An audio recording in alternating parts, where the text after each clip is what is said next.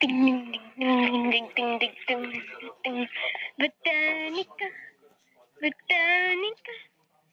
Ding ding ding ding ding ding. Botanica, botanica. E o lume foarte dezvoltat. Botanica, botanica. E o lume foarte bună și de asta zic. Botanică, botanică, e o lume foarte bună deja și știm și noi. Botanică, botanică, e o lume foarte dezvoltată. Botanică, botanică, eu când eram mai așa, eu anul trecut studiam plantele la horticultură și știam ce înseamnă asta și nu știu. Dar așa m-am învățat în botanic. Ele sunt rezistente, nu le trebuie numai frig, le trebuie și cald. Acum peste 2 luni cald, le trebuie multă apă. E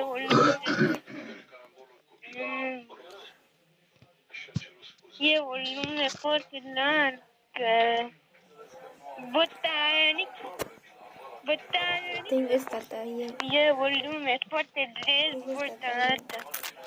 Botanic, botanic.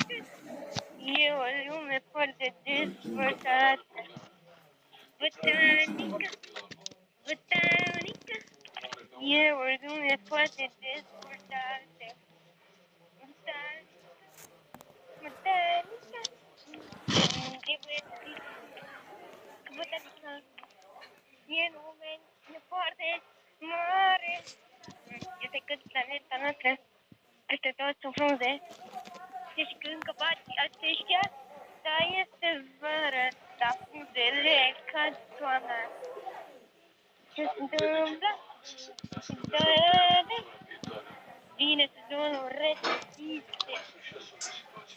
Ursucă. Și nu mai sunt bune. Capaca mea, că e o lume foarte dezvoltată.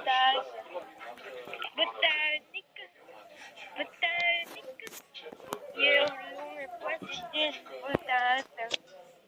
Botanică, botanică, e o lume foarte dezvoltată. Botanică, botanică, e o lume foarte dezvoltată. Botanică, botanică, botanică,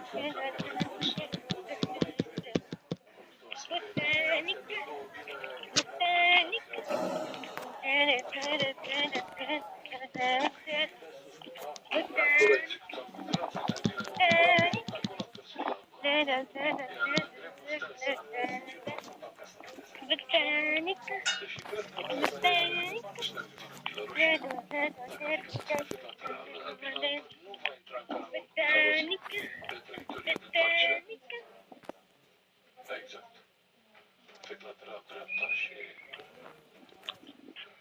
a târzi la în siguranță. Favoritul principal în câștigarea turneului este, fără îndoială, deținătorul acestui titlu, Geatravie și